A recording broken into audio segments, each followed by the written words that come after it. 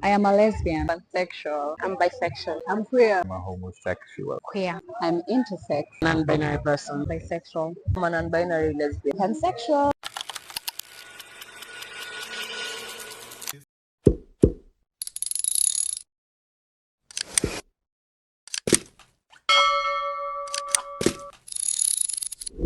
My name is Gatori Kwame. I'm the host at the Diversified Kenya podcast. We are everywhere. YouTube, Spotify, TikTok, snippets of us will catch us there. And today we have the amazing Comment. Slow down. Slow down. So, Oh, but just keep going. I'm loving where this is headed. amesema ni relax. I breathe in and out. Don't breathe in, just keep going. You make me blush. I have the amazing Jade. I'm gonna let her introduce herself. And as always, these are conversations about the lived experiences of queer folk in Kenya. A lot of us don't know where to start in terms of our queerness. We think we're the only ones, but guys, you're not alone. Hata kwanza the community ndio kubwa kuliko nye tuko nje, so hi. Oh my god, the energy is off. Yani iko. Karibu ni guru kama ndege. But it's good to be here with What's you. your name? What are your pronouns? My names. Zile zenye ziko kwa ID ni mingi sana. So I'm not going to give you all that. But more often than not, I go by Stephanie Jade.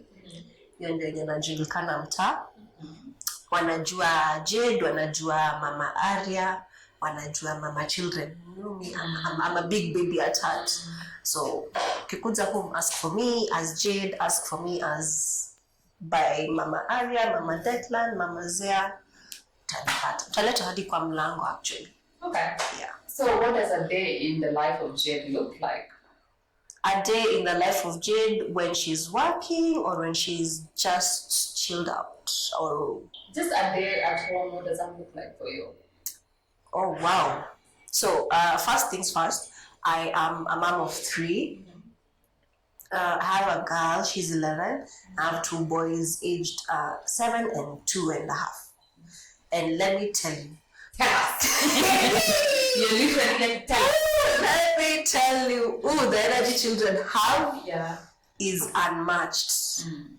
So my kids are in school. Well, except the small one, of course. So asubuhi narauka at around 4. I make breakfast for them. And then I cook them, I give them a home cooked meal to carry to school. Because they have a feeding system in the school, but the food kind of doesn't agree with them. Yeah, so naamka asubuhi, natayarisha breakfast, and at the same time, I cook, like literally cook food. Maybe sometimes I do rice, sometimes I do matoke, hivyo. That is an hour into my morning. At around 5:30, I wake them up. They get ready for school. We do breakfast. We talk. Saa zingine, if there is a bit of time, we watch some cartoons. If there was any... That is nice. I wish I had that. Yes, when they're taking breakfast, I like to give them that short kidogo kujienjoy. Mtoi ni mtoi. Hawezi mwamsha na uanze kumrusha into kufanya kila kitu all at once. Can you tell that to my mother? Go back in time and tell my mother that. Guys, ulikuwa unajipanga umesimamisha na uko na uniform. By the time you are away from the bath. Yeah, so tuna watch cartoon, we eat breakfast together, and then we make sure you have everything prepared, take your bags, then we're out the door.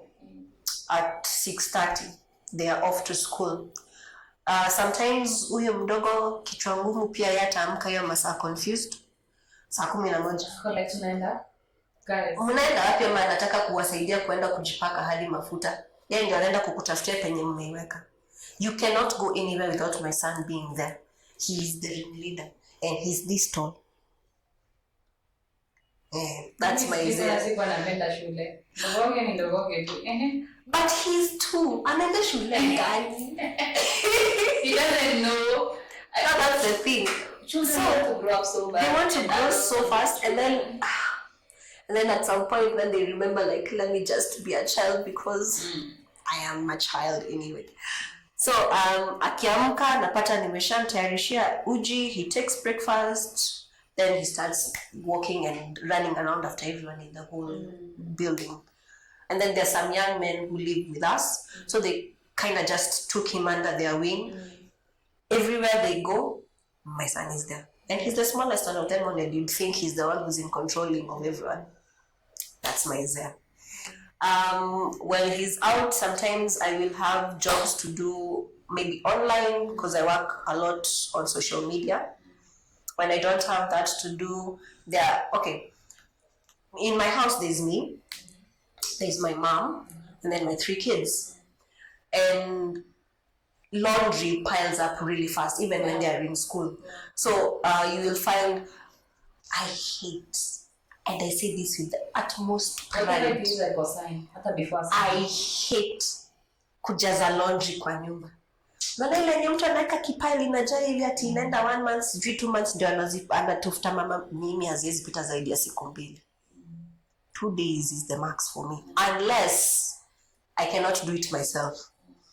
So when my kids are gone, my son is up and about all over the place, I will either do laundry, or if I'm not doing laundry, when I make food in the morning, I make sometimes enough to go up to lunch, or I just make a whole meal that goes all the way into jioni. So I do laundry. If I don't have laundry, I clean up the house, I do my online tasks, and basically just keep sure that my son doesn't fall into things he shouldn't. Like when it rains, toddlers are trying to off themselves. What is that about, guys? Like, lazima sio tulipe in China and I must go. You know? Oh my God! There's this day, he wanted to take a bath early in the day, at around I think 9 in the morning. So that week we didn't have water at our place, so we had to stack water in this makarai kubwa. Mtoto wangu ni nani anaenda akaingia na mwili na nguo na pampers zote kwa maji, beseni mzima. And then he took us, you can see this.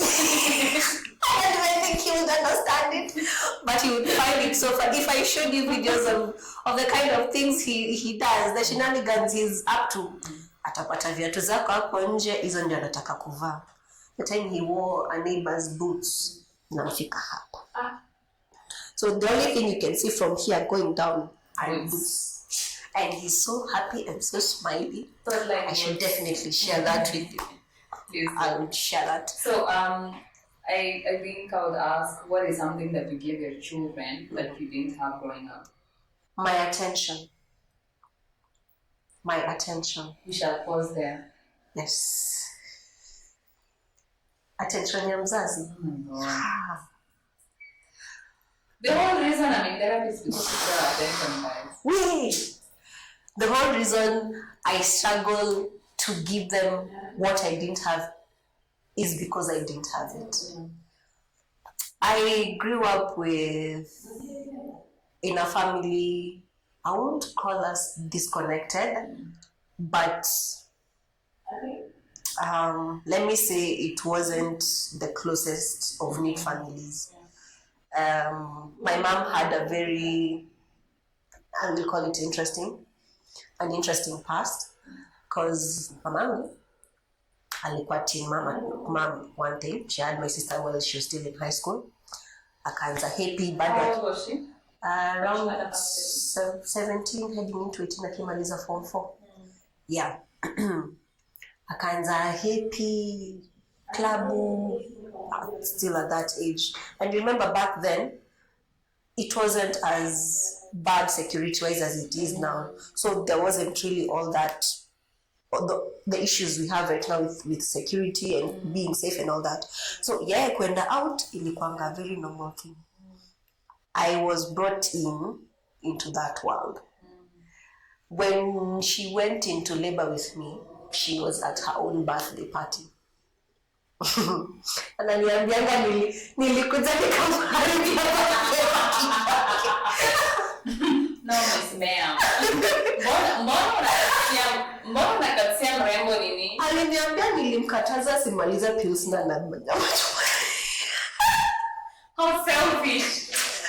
Alipotoondoka kwa birthday yake. What is it supposed to do? Wait! Where? Midnight. What? You know? And I wasn't born until the following day. So my mom is on the 5th, I am on the 6th. Thank God. Because it's still her birthday and her birthday for life. Well, but it was fun. Listen, I think just oh, I love my mom, I really do. And she's my rock in everything. But anyway, back to me. Umetolewa Nairobi unaenda unapeleka. Kwanza shule haiko karibu na kwenye nyumba iko. Sawa? Hakuna matatu. Kama si face me, either ni lori ya mkate mnarushwa kule nyuma. Kama zile stories za hair. Do you guys remember those stories of 844 where like they ran me to school to come back? Kakula mikate after elephant. Sasa hiyo nilikuwa transport mode yetu. Kama si lori ya mkate mnarushwa kwa pick up ya mtu. Kama si hivyo ni unapiga trek, and that is like taking a walk from, let me give an example, from town to somewhere like all sorts, but uphill. Hey, leg day. Kila siku. Ni leg day. Aya, saa hizo shule you mature faster than the other kids. Mimi nilianza kunyosha nikiwa I think 10. Oh my God. 10, 11.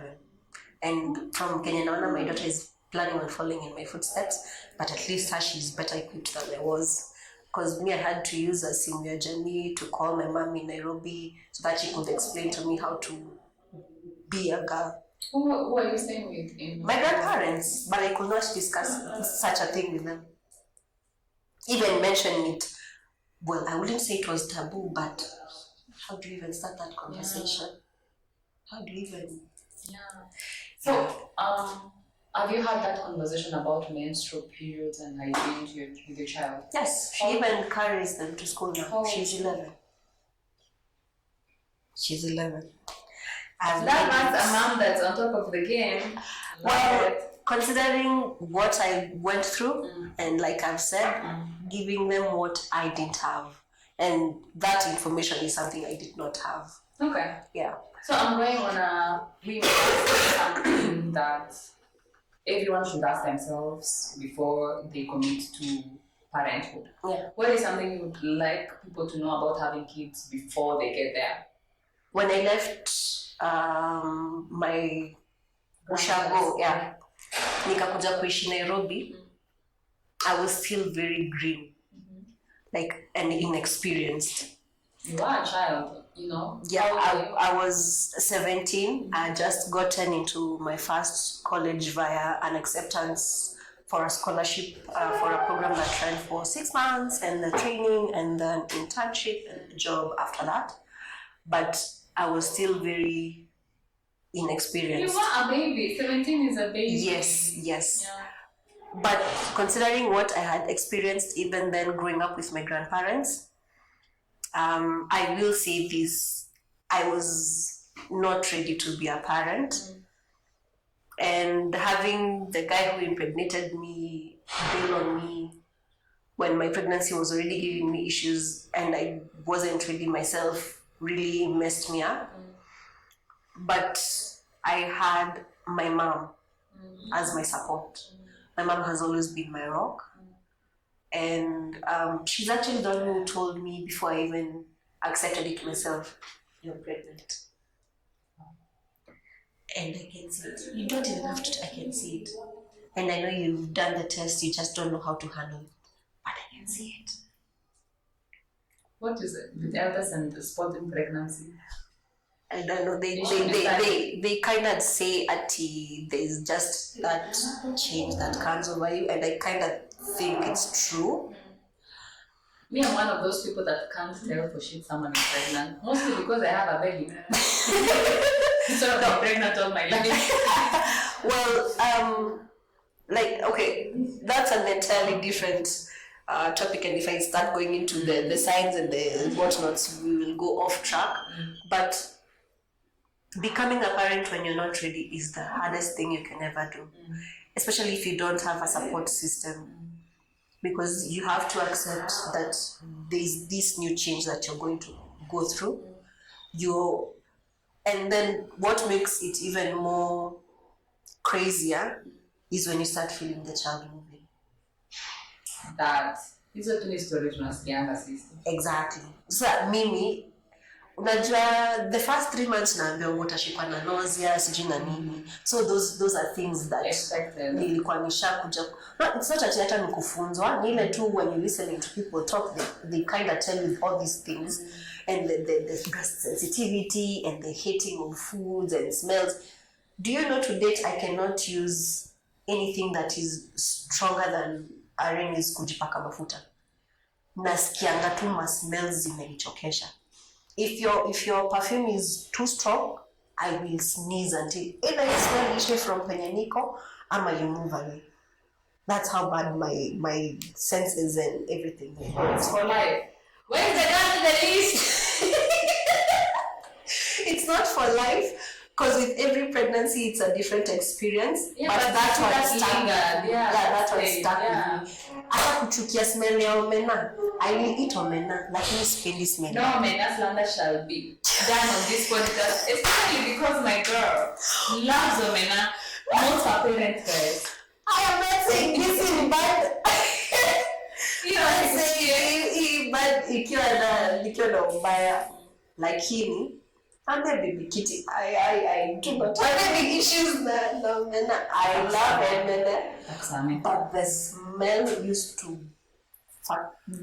mess vibaya sana. So when it hits you that you're pregnant and things are changing, you can react in different ways. For me, yes, I wasn't ready, but growing up, I had always had that in the back of my mind. At some point, I wanted to have kids. I wanted to have children of my own. It just came when I wasn't particularly ready for it. Pia inadependa when you're now around you. Due for me, mamangu alijua, sistangu alijua, my brother walijua. My grandparents walikuja kujua, I think nikiwa around 7 months. That's when I told them. And even then, ni ile tu unawaambia simply because of that respect that you've given them as family. Now, how do you even prepare for this kind of change? My reaction was first shock, and then I accepted it. I didn't even have that whole, I don't want to do this. I will probably think of maybe giving up the baby, because even at that time, abortion wasn't really something to consider. Yeah, sure. And like I said, my mom has always been my rock. And the minute I accepted the change that was happening in my body, that was it. Okay. What was it like being raised by your grandparents? Wow, that was a roller coaster of an experience. We were raised with my younger brother. And like I mentioned, unaona sasa kama hiyo venye nilikuwa nakwambia about kuanzisha periods nikiwa mdogo. That was one of the experiences that zilikuwa, yeah. And then my grandparents ni wale very traditional. As a girl, kazi zako ni kwa nyumba, vyombo, shule, kufua, kupika, hivyo. Brother is younger than me. My brother would make a mistake, I would get punished for it. Yes. Until he grew up and it became so much that my grandmother actually had to step in. But when we were younger, atatoka shule saa 7, ako sijui class 2. Nifike home mbele yake at 4, hajafika. Na mimi ndio nitauliza mtoto alikuwa wapi. Na mimi niko wapi? With African parents and that. Na mimi niko wapi? Niko shule na yeye alitoka shule before me. Yeah, because younger ones usually eat like around 3 or 2. No, back then walikuwa wanatoka saa 7, like literally saa 7 unakula chakula ukiendana. Ile lunch umebeba unakulia kwa njia ukiendanga home. I have a question for parents though. What is usually the thinking behind the punishing The older child? Yeah, one kid for the mistakes of the other. Exactly. The same. Everyone that has siblings knows like all of us don't come out the same. Everyone has their own personalities, the things that inspire them, the things that drive them. Why would you punish one kid for the mistakes of the other? That doesn't make sense. Apparently, you're supposed to be the guiding sibling for the younger one. Don't fold your face like well, as a young parent, I do not believe that because kila mtoto na makosa yake. So, what was the thing about being raised by your grandparents that you struggled with or maybe even enjoyed? Well, the being disciplined on my brother's mistakes, that one really didn't sit well with me. And I couldn't have friends, especially vijana, like of the But then grandparents can be pretty strict when it comes to that. Wow, don't even go there. Ata kwenda ati joining anything that involves the young people, especially in church.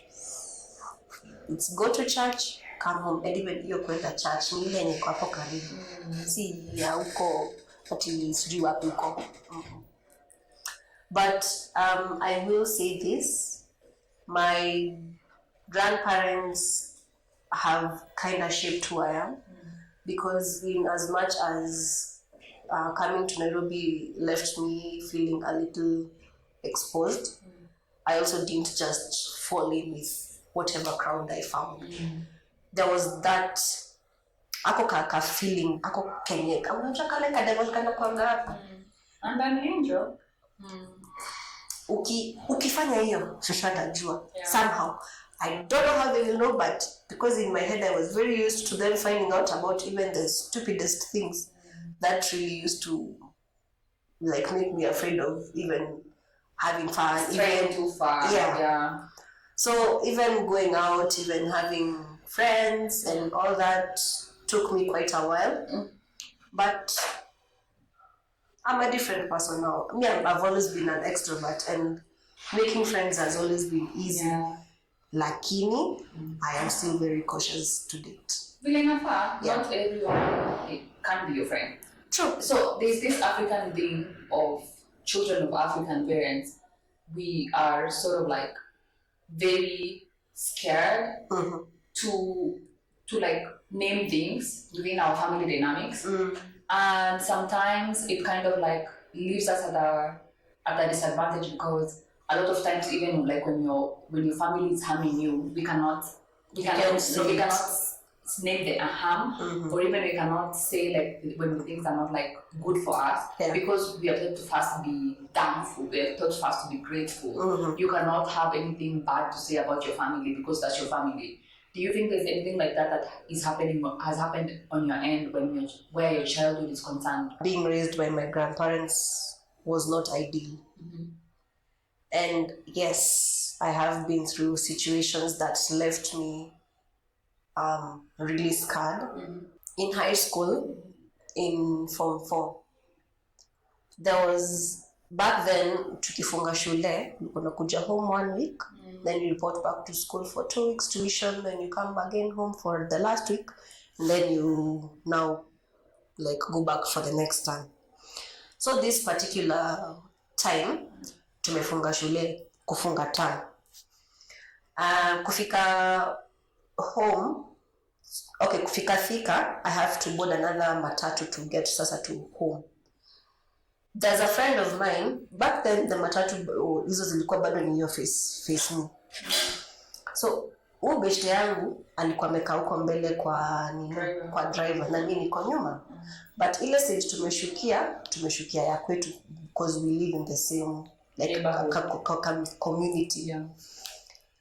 Kupatana naye hapo kwa stage, see of course definitely tutasalimiana juu mna engaging in church and all that. Somehow kabla mimi sijafika home ilikuwa ishafikia shosho yangu. Like small towns. Small towns can even read your mind. Small villages. Na sasa hakuna technology unaweza sema ati alitumia picha nikiwa na huyo mtu. But somehow small towns are worse than, Telegram. You're collecting information.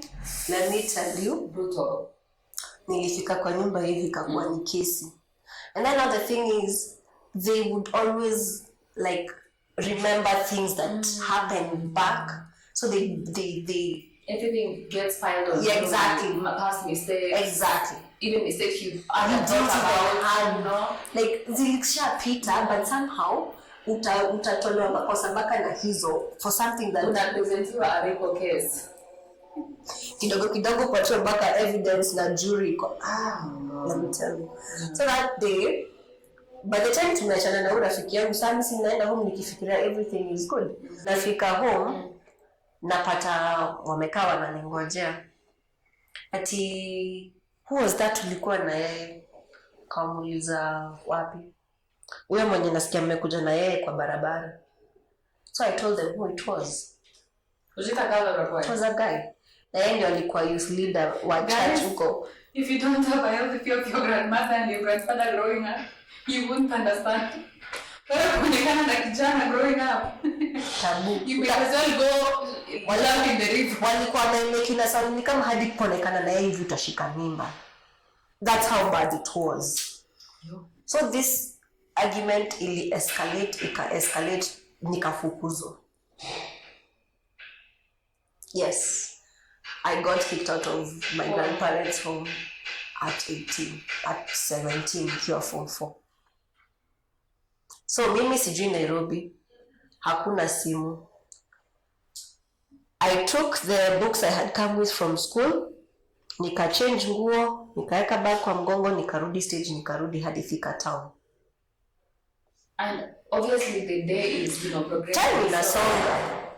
So the time even usually get home is almost 4. Well, no, at this time nilikuwa nimefika mapema juu then again pia kwa barabara transport and na kutolewa shule at 6 a.m. utamaliza pesa yote na bado unafaa ubaki na kufika hadi kwa nyumba. That's true. And you still want to have some money to spend over the holiday. So I get back to Thika town. At this point I am stranded. Sina mbele, sina nyuma. I ran into one of my primary school teachers. She was my best actually. So she called my mom. My mom alikuwa ile wakati simu zilikuwa zimeanza kutokea, the small Samsung, the CG, the small what. Yeah. So she called my mom and then akaniambia atanisaidia nifike Nairobi. Back then Thika Road ilikuwa mbaya. It was still under construction, so kushukia all sorts, it was very easy to get lost. Then penye nilikuwa kwa hiyo stage, there was this guy who had our conversation na yeye pia akaingililia. He was an older gentleman. I'm laughing because Nairobi? Not Nairobi, Thika. Oh. This was still back in Thika. So akaambia mwalimu wewe mpatie ya kumfikisha kutoka kwenye atafika penye atashukishwa hadi kwa mama yake. Na mimi nifanye nini? Nimweke kwa one of my matatus hizo zenye zilikuwa zinabebe hapo into town nimpeleke. So my mom gave them directions na mimi penye nilishukia, I've always been very good at remembering what I'm told. Penye nilishukia nikaingia gari ya kwenda wapi? Ndio kwa mamangu. Sikuwahi kanyanga home tena until almost 3 years later.